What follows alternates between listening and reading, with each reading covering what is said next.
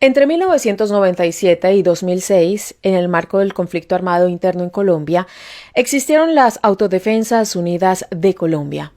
Estas fueron conocidas por su perfil paramilitar, terrorista, narcotraficante y contrainsurgente de extrema derecha.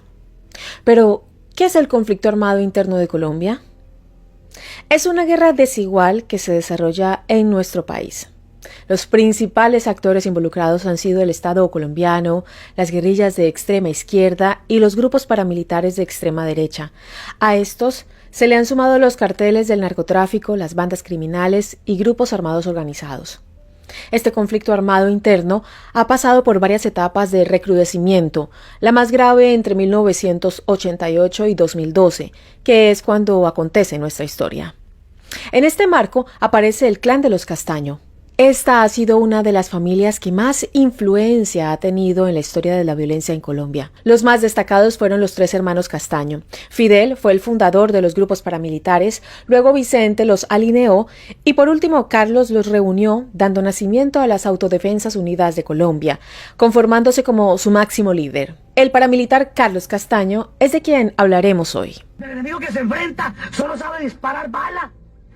Es muy difícil que con razones podamos entonces convencerlos. Fue aliado del Cartel de Medellín y del Muerte a Revolucionarios del Nordeste.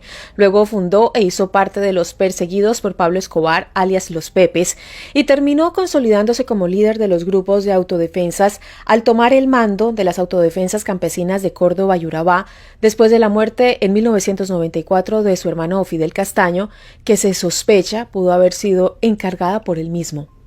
En esta historia no faltan encubrimientos, sangre y traiciones por partes iguales. Esta es la historia de un criminal tragado por su propia oscuridad. Bienvenidos a mi canal, mi nombre es Adriana Chilito, gracias por estar aquí. Si les gusta este tipo de contenido se pueden suscribir a mi canal, activar la campanita de notificaciones y de esta manera YouTube les avisará cuando suba un nuevo video. También me pueden seguir en mis redes sociales, me encuentran en Instagram, Facebook o en Twitter como @lachilito, en TikTok como @lachilito1. Gracias por ver y comenzamos.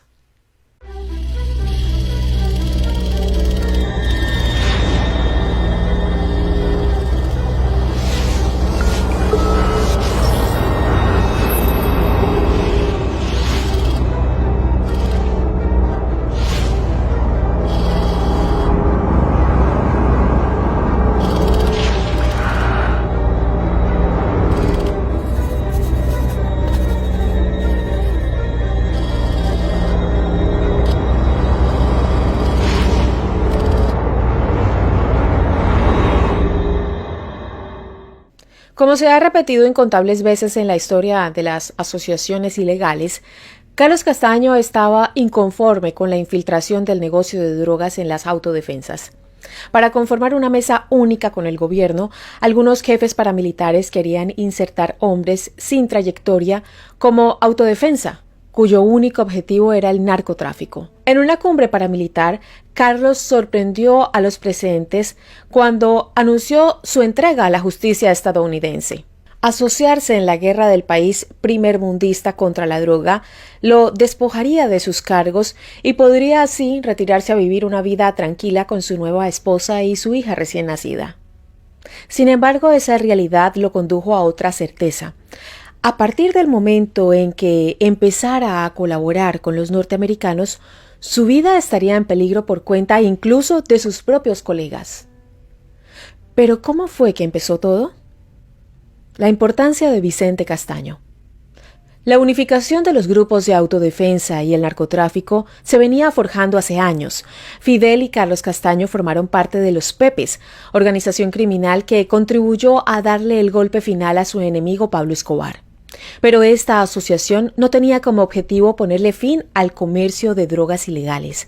Los frentes de las autodefensas de Córdoba y Urabá siempre fueron financiados, además de ganaderos y empresarios, por narcotraficantes. No era una cuestión de ideales, era una cuestión de competencia.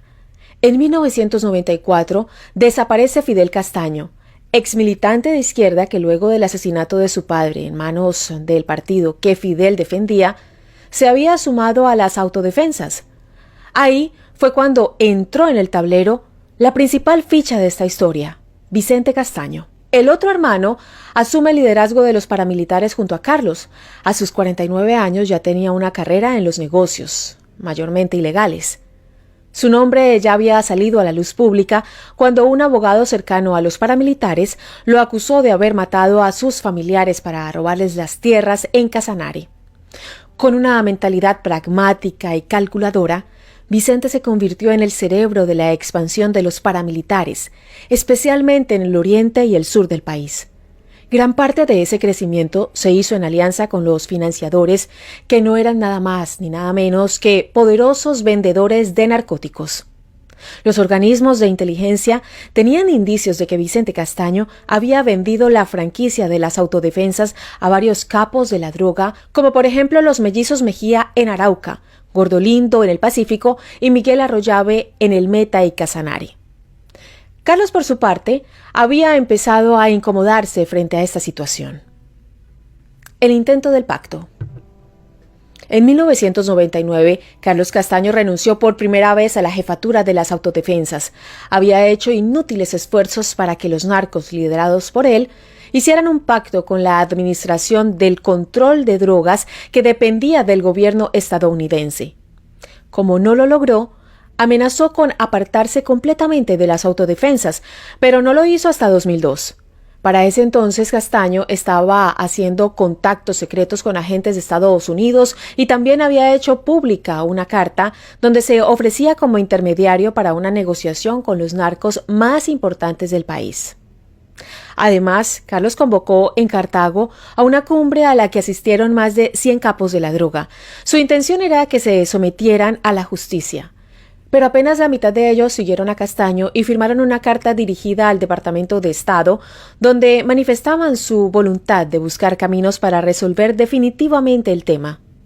Ni Cuco Banoy, ni Macaco, ni los mellizos firmaron la misiva. Según se supo después, Diego León Montoya, alias Don Diego, tampoco firmó, ya que sintió desconfianza de que hombres tan cercanos a Carlos no lo hicieran. Los abogados de los narcos solo encontraron una fórmula jurídica para eludir la extradición: convertirlos en delincuentes políticos, camuflándolos con la insignia de las autodefensas. Entonces, los narcotraficantes se infiltraron en las fuerzas, pero solo para comprar su libertad. Dado este panorama, las cosas solo podían empeorar y empeorar. El narcotráfico avanza en las autodefensas. Recién inaugurado el nuevo milenio, las contradicciones entre los paramilitares se volvieron insostenibles. La gota que rebalsó el vaso fue el secuestro del empresario venezolano Richard Bulton por un grupo de autodefensas en los Llanos Orientales. Este episodio desató la ira de Castaño, quien en agosto del 2002 declaró la defunción de las autodefensas. Según sus palabras, estas se habían convertido en grupos subdivididos que solo tenían intereses por la venta ilegal de drogas, sin ningún tipo de organización ni principios.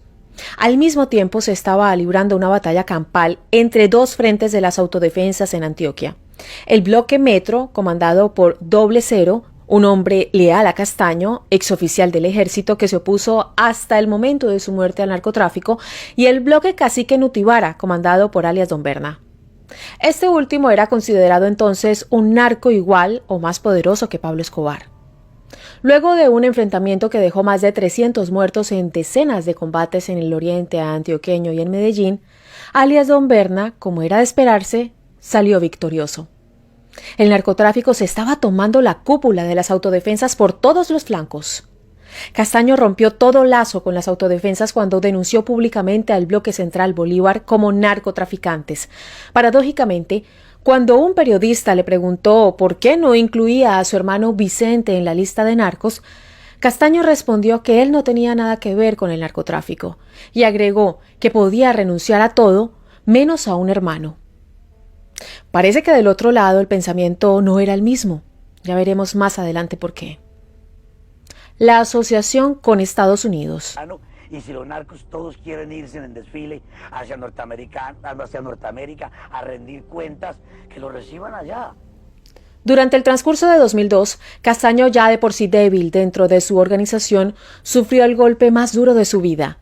En septiembre de ese mismo año, cuando ya avanzaba la negociación con el recién electo presidente Álvaro Uribe Vélez, Estados